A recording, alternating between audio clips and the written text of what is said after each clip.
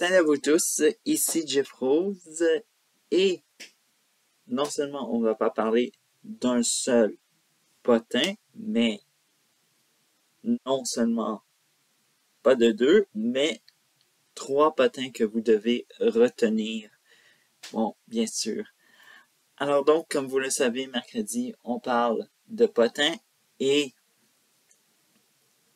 voilà, un petit spécial de trois potins. Peut-être que ça va devenir ce nouveau format désormais, je ne le sais pas trop. Mais bref, j'espère que ça va vous plaire et une bonne écoute. Alors donc, le premier potin va impliquer une vedette, une ancienne vedette du rap francophone et un créateur de contenu. Alors donc, comme vous le savez tous, l'ancienne rappeuse Diams a refait surface dans les médias pour son documentaire Salam qui a été présenté au Festival de Cannes et prendra l'affiche en France en juillet prochain. Bien sûr, elle a donné une entrevue et ce n'est pas une surprise pour moi et pour d'autres, mais cette entrevue, elle a fait beaucoup parler. Bref, alors donc pour tous ceux-là qui ne savent pas qui est Diane, c'est une ancienne rappeuse connue pour, bien sûr, ses chansons un petit peu iconiques des années 2000, dont par exemple Confidence Nocturne.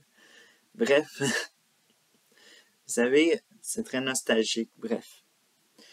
Alors donc, Majid Oukasha, alors donc le créateur de contenu en question, a décidé de faire une vidéo qui soi-disant athée, ex-musulman, analyse toutes les possibles moindres petits détails du Coran pour faire la diabolisation, me semble. Bref, a décidé de critiquer avec soi-disant sous une petite vitre avec la rhétorique et on pourrait dire genre une vidéoscopie à la Stéphane Edouard. Bref, on pourrait dire de même. Et on pourrait se demander, mais où va Oukasha dans dans son analyse? Genre, il nous analyse des mots, euh, bref, et tout ça, et en même temps parle du rejet de la musique. Parce que oui, euh, certains musulmans rejettent la musique. Et bien sûr, et là il dit, ah vous voyez, elle n'a pas rejeté la musique, elle fait semblant, nanana. Mais juste parce qu'elle dit quelque chose, Majid Oukasha fait à semblant que Diane raconte du n'importe quoi. Bon, bref. Alors donc, c'est à vous d'en décider. Si vous voulez voir la bande-annonce et l'entrevue et même, pourquoi pas, la vidéo en question de quoi je parle, tout ça, ça va être dans le i en haut de la vidéo, dans un coin. Bref, alors donc, on va passer au deuxième potin qui est la suite de Hélène Boudreau, alias Ayam Eli, et l'employé de l'hôtel. Tout ça. Alors donc, comme on vous le rappelle, il y a... Excusez-moi. Il y a presque 10 ans, pas 10 ans, mais 10 10 jours, Hélène était dans un hôtel et les journaux, les sites à potins parlaient que Hélène Boudreau aurait filmé un abonné qui serait dans une situation délicate. On parlait de perte de son emploi et perte de la fin de la relation avec sa partenaire. Bien sûr, ça le fait beaucoup jaser, beaucoup de monde disait que c'était faux. Et bien sûr, j'en ai traité de cette affaire-là. Vous le trouverez dans le i de la vidéo. Et bien sûr, elle s'est exprimée dans la suite avec en étant invitée dans l'émission de les Croods sans tabou. Bien sûr, elle a abordé cette situation-là et vous le mettrez la vidéo à 41 minutes 18 secondes, c'est là où elle commence à en parler. Et on observe, disons-le, une Hélène moins sensible ou sinon qui a effacé, qui essaie de dire une autre version de l'histoire, bien sûr. Alors donc, bien sûr, elle raconte que elle aurait fait un vidéo 3X avec l'homme en question et on sent que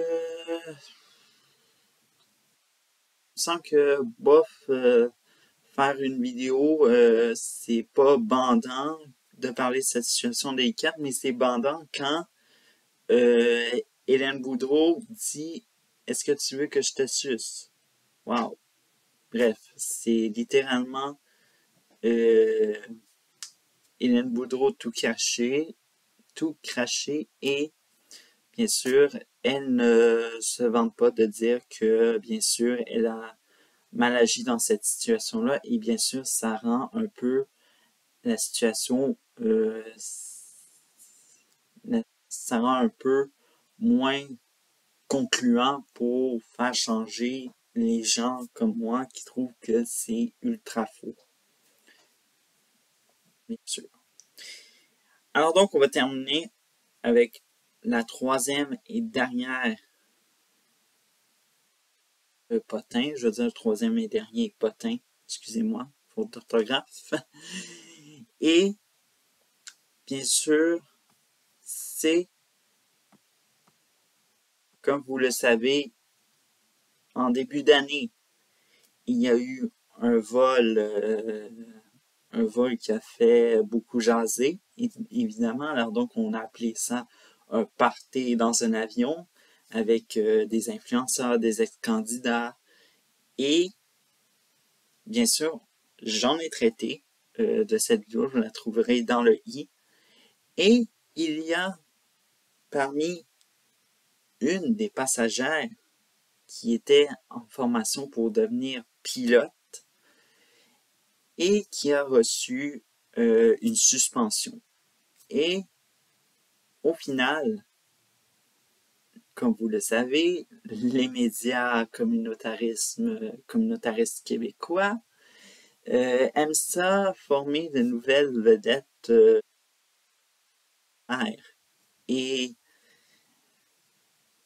on en a la preuve, Vanessa Sicotte, qui a été très connue sous le surnom de la vapoteuse du vol Sunwing, a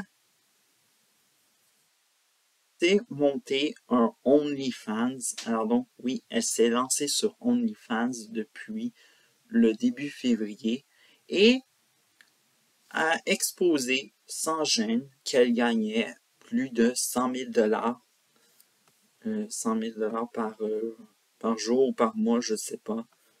Bref, en tout cas, on dit 100 000 en gain monétaire, mais en tout cas. Bref. Alors donc, on peut s'entendre que littéralement Vanessa Sticott ou encore de son nom de scène Vanessa Cozy est vraiment devenue la créatrice de contenu d'OnlyFans la plus controversée. Parce que littéralement, moi, j'ai une question dans ma tête qui me pose beaucoup de nos jours.